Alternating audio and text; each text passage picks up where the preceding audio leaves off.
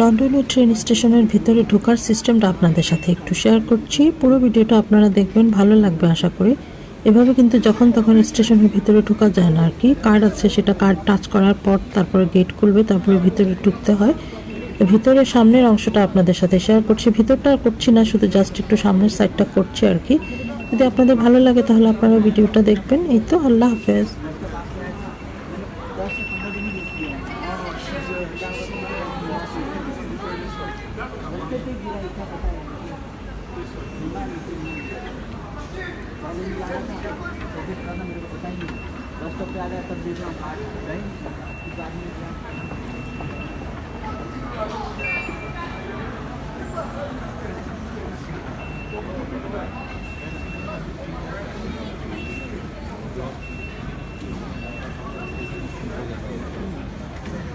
Full time ना, पहले तो मैं प्रोफेशनल में ही जाऊँगा।